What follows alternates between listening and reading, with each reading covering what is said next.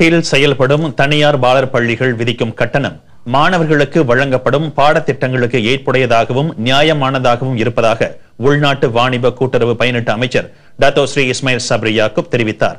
அப்பாலர் பள்ளிகளின் கட்டண முறையை நேரடியாக கட்டுப்படுத்தாவிட்டாலும் அவற்றின் வாணிப உரிம விண்ணப்பத்தை தமது அமைச்சு கண்காணித்தும் ஆராய்ந்தும் வருகிறது என்றார் அவர்.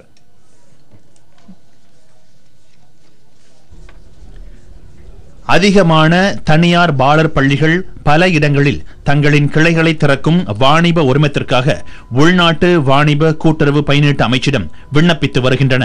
அவ்வகையில் சம்பந்தப்பட்ட பாலர் பள்ளிகளின் பாடத்திட்டங்களும் அதற்கான கட்டணங்களும் பயனீட்டாளர்களுக்கு நியாயம் உடையதா என்பதை அமைச்சு தவறாமல் ஆராய்வதாக டத்தோ ஸ்ரீ இஸ்மாயில் சப்ரி யாக்கூப் குறிப்பிட்டார்.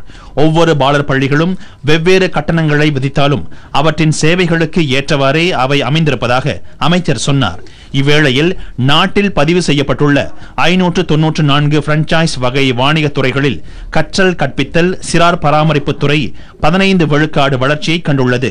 34 விழுக்காடாக உணவகத்துறை இருக்கும் வேளையில் இரண்டாவது நிலையில் கற்றல் கற்பித்தல் சிறார் பராமரிப்பு துறை இருக்கிறது. ஸ்லாங்கூர் ஷா அலாமில் ஜீனியஸ் அவுலாட் பாலர் பள்ளியின் 19வது கிளையை திறந்து வைத்த பின்னர் டத்தோ ஸ்ரீ இஸ்மாயில் சப்ரி யாக்கூப் நிருபர்களை சந்தித்தார். கிள்ளான் பள்ளத்தாக்கு, நிகிர்ஸ் மிலான், மலாக்கா ஆகிய இடங்களில் 20 ஜீனியஸ் அவுலாட் பாலர் பள்ளிகள் இருப்பதாக அதன் நிறுவனர் ஜலீசா அலியாஸ் கூறினார். இவ்வாண்டு மேலும் 20 கிளைகளை திறக்க அவர் இலக்கு கொண்டுள்ளார்.